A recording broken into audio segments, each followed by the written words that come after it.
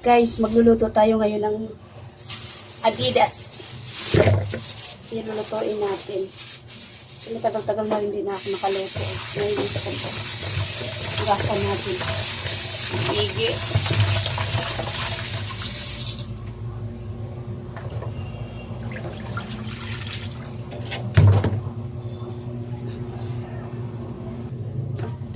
Siyempre, rininisan natin ng asin para mawala yung mga bacteria dyan. Kailangan natin yan. Tapos, ganun-ganunin natin. Kasi ganun ako pag naglinis ng ganito. Adidas. Kasi ano nung maayos pag hindi mo hinugasan ng asin, parang may amoy pa pag naluto na siya.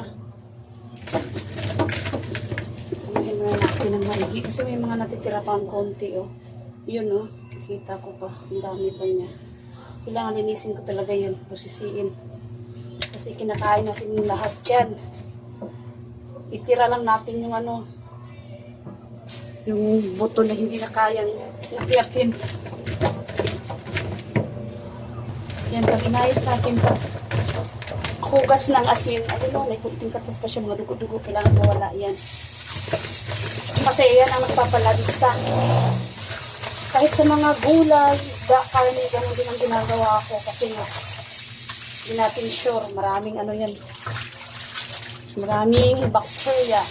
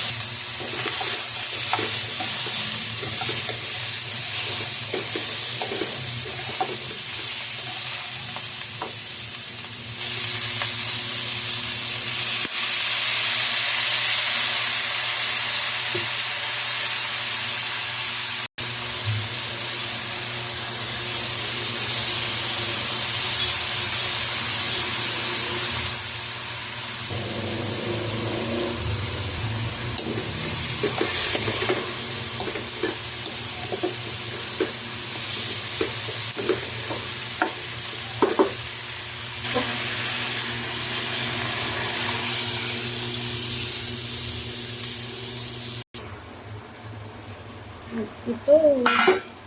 Luto na siya, guys. Hindi natin lagyan mas maraming sauce kasi mas grip po yung kunting sauce lang. Kulangan ako sa anghang kanina kaya dinagdagan ko ng sili. Pero lang naman, green. Pwede na ito, luto na siya. Kain na na!